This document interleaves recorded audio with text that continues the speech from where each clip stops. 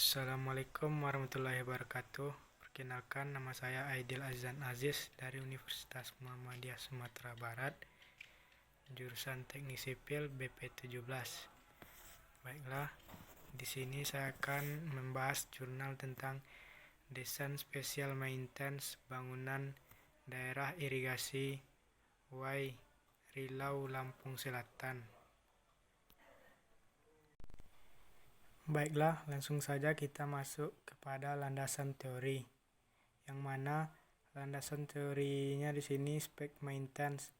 Menurut Pekerjaan Umum tahun 1986, pemeliharaan dapat dibagi menjadi 4 bagian.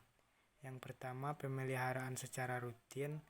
Yang kedua, pemeliharaan berkala. Yang ketiga, pemeliharaan darurat. Dan yang keempat, pemeliharaan berkala atau pemeliharaan tahunan.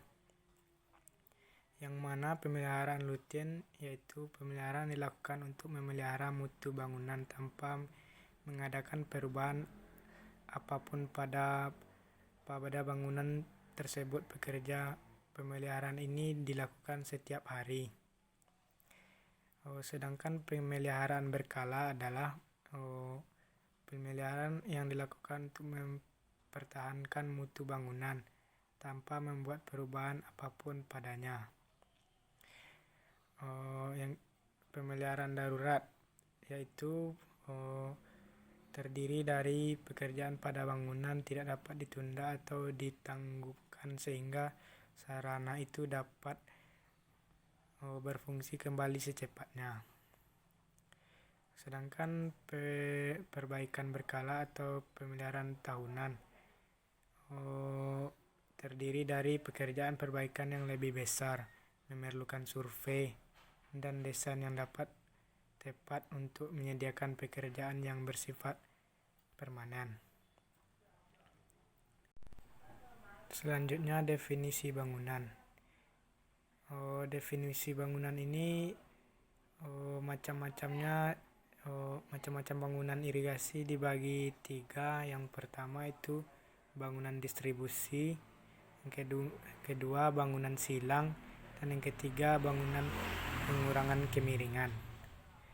Yang mana bangunan distribusi ini terdiri dari 3. Yang pertama bangunan bagi, kedua bangunan bagi sadap, dan yang ketiga bangunan sadap.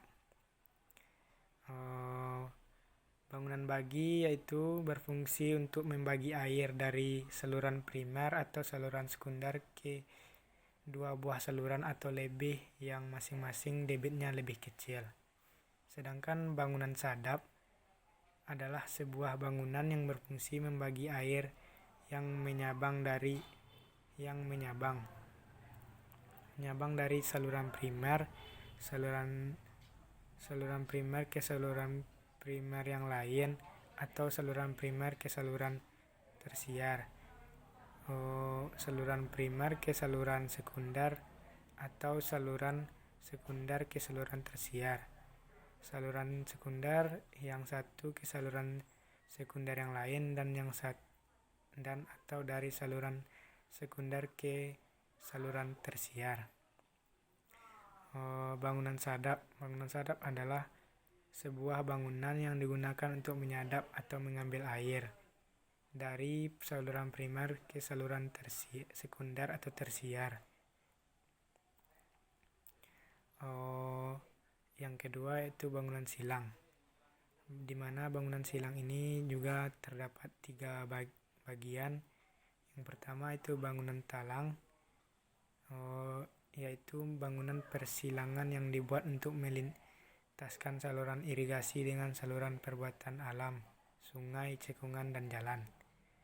Yang kedua bangunan sifon, yaitu bangunan yang melintaskan saluran irigasi di bawah dasar sungai atau jalan. Selanjutnya gorong-gorong. Gorong-gorong di jaringan irigasi, yaitu satu bangunan air yang persilangan untuk menyalurkan air lewat dari satu sisi jalan yang lain atau lewat mengalirkan pada air pada persilangan 2 buah saluran berbeda pada kedua saluran tersebut. Ketiga, bangunan pengurangan kemiringan, yang mana juga terbagi dua, bangunan terjun dan got miring. Bangunan terjun, bangunan digunakan tempat di mana kemiringan medan lebih besar dari kemiringan penurunan elevasi muka air. Got miring, yaitu bangunan untuk mengulangi perbedaan tinggi energi yang besar. Dan yang selanjutnya adalah metodologi penelitian. Metodologi penelitiannya yang pertama itu melakukan survei lapangan, yang mana di situ dapat dihasilkan kita mengumpulkan data gambar yang berhubungan dengan bangunan dan jaringan irigasi. Yang selanjutnya membuat skema gambar dari data-data tersebut, mengadakan survei atau kunjungan lapangan, menyusun ulang data bangunan dari hasil survei, dan melakukan survei lebih detail mengenai bangunan sadap liar. Selanjutnya pengambilan data lebar tampang biasa basah bangunan. Yang selanjutnya investasi kerusakan bangunan, pintu pengurus, bangunan bendung, pintu intake, bangunan sadap, gorong-gorong, talang.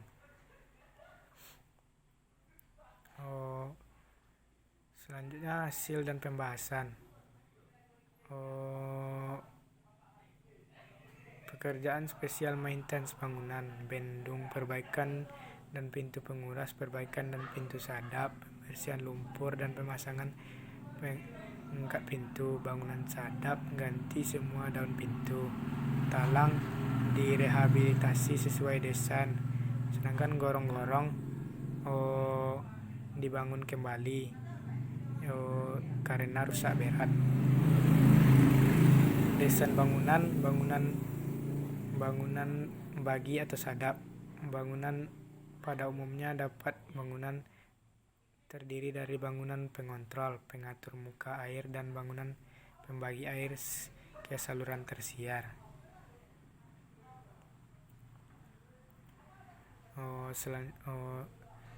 Sedangkan pada bangunan terjun, desain bangunan terjun dilakukan dengan pengecekan elevasi muka air di hulu bangunan pengontrol dan elevasi lantai kolam olakan. Sebagai pengontrol digunakan celah persegi 4 dilengkapi dengan balok sekat. Sedangkan gorong-gorong, dalam desain gorong-gorong dilakukan pencetakan terhadap yang pertama elevasi muka air depan gorong-gorong, yang kedua elevasi muka air di dalam gorong-gorong, ketiga kehilangan tekanan, keempat lebar gorong-gorong.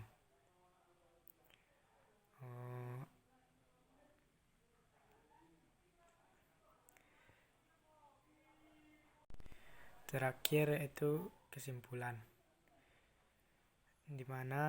yang mana di sini dapat kita tarik kesimpulan. Pekerjaan bangunan dilakukan meliputi yang itu pertama penggantian plat pintu, pemasangan nomenklatur, penggantian papan eploitas. Berdasarkan hasil analisa dan pembahasan di proses perhitungan bangunan hampir sama dengan yang ada di lapangan, maka tidak perlu pembuatan bangunan baru.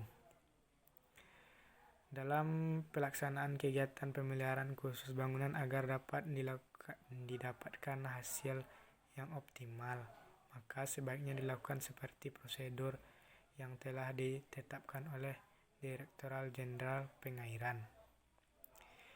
Mungkin sekian pembahasan saya tentang mengenai jurnal yang saya bahas. Kalau ada salah saya mohon maaf.